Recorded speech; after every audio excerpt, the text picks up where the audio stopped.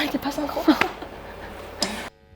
Je suis seule tout le temps, je m'ennuie infiniment, alors je pleure constamment et je suis nulle avec les gens. Ça c'est Sabrina, c'est la guitariste de Décibel et moi c'est Fanny, on chante toutes les deux. On joue dans Décibel qui est un groupe lyonnais. On se connaît depuis la maternelle. On a été en classe musique ensemble au collège, on faisait du piano à la base. Et nos copains se sont mis à avoir des groupes de rock quand on avait 14-15 ans. Et au lieu d'être juste des groupies, on s'est dit qu'on voulait faire la même chose. Et du coup, on a demandé une guitare et une batterie à nos parents pour Noël. Vœu qui a été exaucé, merci beaucoup. Et on a commencé à jouer et en fait c'était le début de Décibel. C'est vraiment sur scène qu'on était bien, quoi. Qu'on se sentait bien et du coup on a eu envie de faire des concerts à fond. Fallait qu'on se boucle des dates toutes seules, qu'on se démerde, quoi. Les ordinateurs me font peur, ils sont sur cœur, ils sont chaleur.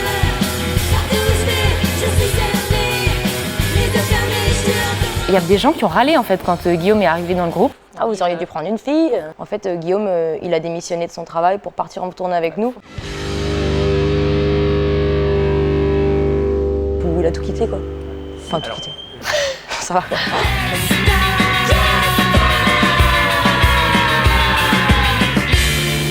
Mais est-ce que je ne suis pas toute seule à vouloir te casser la gueule? Alors c'est un groupe féministe et en fait oui on l'est mais c'est toujours ça qui revenait en avant et on ne savait pas pourquoi. À la base, on a un groupe De musique quoi. d'amis, quoi, et on fait de la zik ensemble et c'est cool. C'est un groupe d'indie punk. Ouais, noise. On se considère comme un groupe un peu vénère. Et puis en plus on est des râleuses. Tu es si facile d'avoir avec moi, c'est partir sur Mars en automobile. Une nuit on cavale pour tromper l'ennui de vivre aujourd'hui une vie spatiale. Nos textes on les travaillait pas beaucoup même en anglais. Et en fait, on a commencé à écrire en français. Forcément, c'était devenu un peu plus personnel et plus réfléchi. Et c'est plus de travail parce que, oui, les gens vont comprendre. Et puis, on se donne un peu plus. Au bout d'un moment, on se dit, mais en fait, ça semble plus du tout naturel de chanter en anglais. Mais c'est que je suis pas toute seule à vouloir te casser la gueule. Beaucoup de pression en amont et sur place, pas du tout, plus rien. Parce que en fait, c'est vraiment à la cool. Il fallait qu'on sorte de notre studio de Grenoble et qu'on essaie de faire autre chose. Faire autrement, surtout.